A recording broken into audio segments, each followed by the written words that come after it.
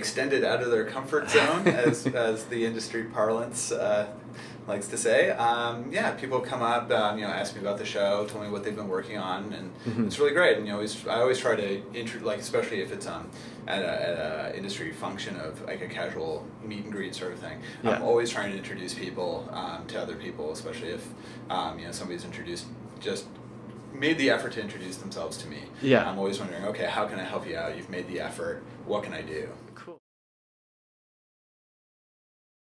That's another interesting thing about the show is that like in the first season it was very very localized. It was very much always inside the high school. We very barely ever got outside of the high school. Yeah. And so we're talking about where you can go and like what is Crowley Heights, what do we see there? Yeah. And I think it's something that we're going to explore, but it's going to be like little steps. First year it's really in the school. Okay. Second year it's like a little bit outside, and Yeah. trying to get it a little bit more, opening it up a little bit. But it's Okay. at the core it really is about the high school Yeah. and that high school environment, high school theme. So we really want to keep it in there as much as possible.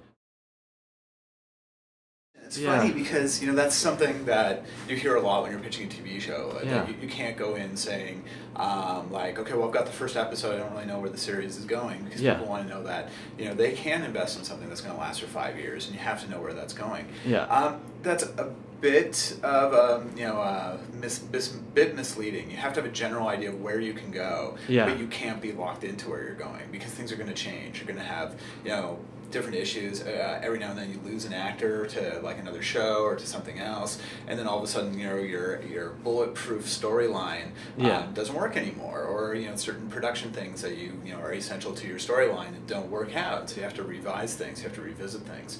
So in a way, you have to have a general idea of where everything can go, but you also have to be loose enough to be able to change it and to explore new possibilities or better ideas when they come up.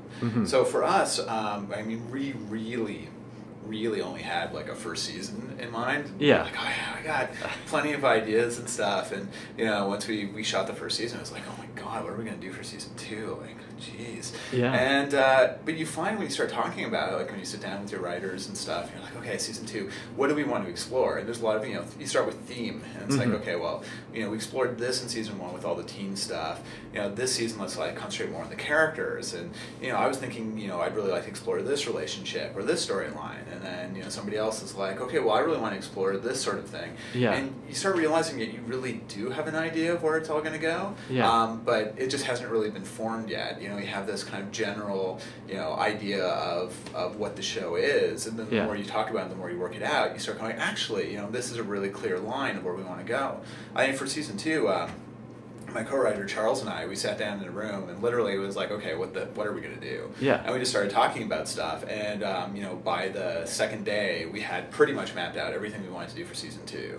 By day 3, we had it all written out, and we just had tons of stuff. Our producers, Anthony and Andrew, came in, threw some ideas around, and we were like, oh my god, that's great, and that changed this, but it all totally focused it this way. And then we submitted it to Space, and Space was like this is great, but this is enough storylines for like 3 seasons. And we're looking at like, you're probably right. And we went from going like, oh my god, we have no ideas what we're gonna do, to really realizing, we have piles of ideas and we know where we want to take all of this. We just need to actually get it out on the page. So you have to trust yourself that you're going to be able to come up with all these storylines.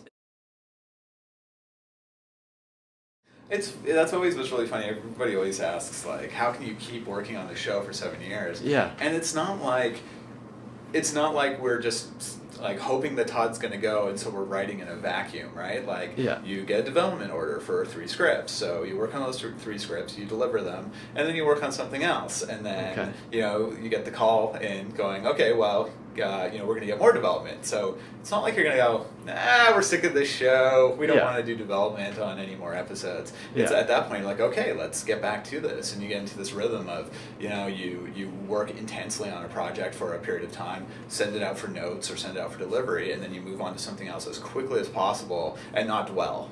Okay. And so, even though we talk about it being 7 years of development, we were working on other things. There was a period of 9 months where we had no idea what broadcaster our show was going to. So everything just got put on hold, and we just focused on other stuff.